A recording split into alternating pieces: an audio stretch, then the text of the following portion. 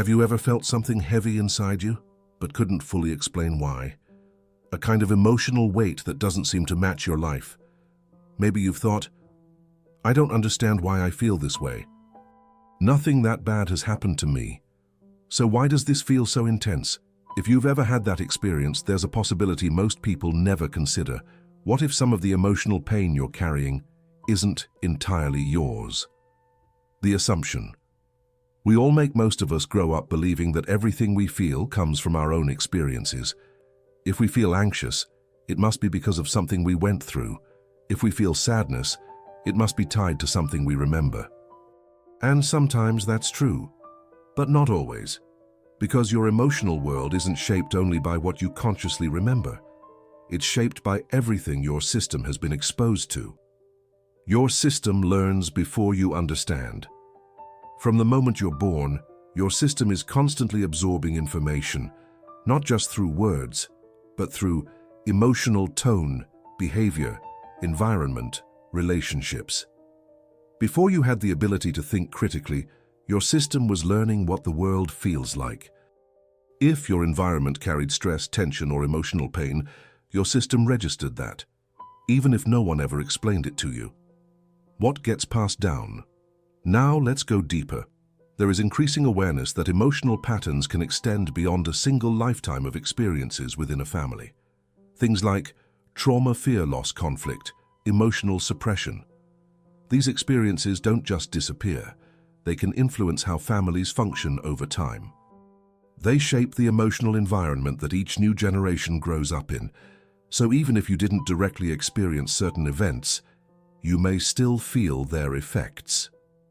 The signs you might be carrying more than your own experience. This can show up in subtle but powerful ways.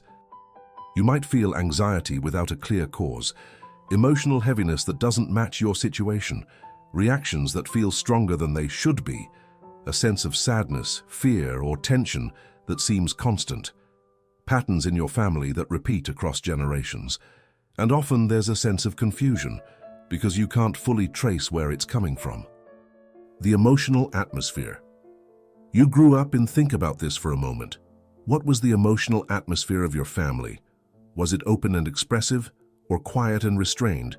Was there trust or tension? Were emotions talked about or avoided? Even if nothing extreme happened, growing up in a certain emotional environment shapes your internal state. If your family carried unresolved pain, you may have absorbed some of that, simply by being part of the system. Why this feels so personal? Even if the origin isn't entirely yours, the experience is still real, because your system has integrated it. It feels like your pain, it feels like your emotion, and over time, you begin to identify with it. This is just how I am. This is just how I feel. But what if that's not the full picture? The pattern of carrying. In many families, there's an unconscious pattern of carrying responsibilities, carrying emotional weight, carrying unresolved experiences. Sometimes, without even realizing it, one person becomes the one who feels it more deeply, who processes what others couldn't, who holds what hasn't been resolved. And if that's you, it can feel overwhelming. Why it doesn't go away? You might have tried to move past it, to think differently, to focus on your own life, to let things go. But the feeling remains. That's because this isn't just about your thoughts. It's about patterns that exist at a deeper level. Patterns your system has learned to hold. And until those patterns shift, the experience continues. It's not about blame. Understanding this isn't about blaming your family or trying to find fault. It's about recognizing influence. Because once you see that what you're carrying may not be entirely yours, something changes. You stop internalizing it in the same way. You create space between you and the pattern.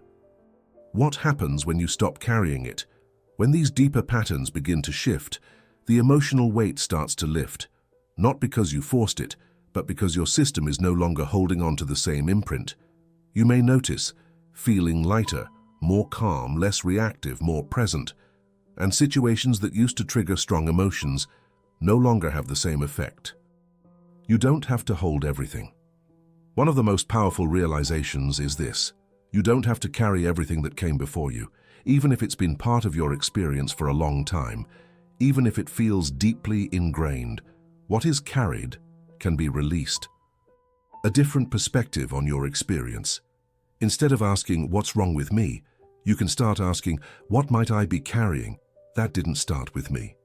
That shift in perspective opens a completely different way of understanding your emotional world. And from there, a different way of experiencing it becomes possible.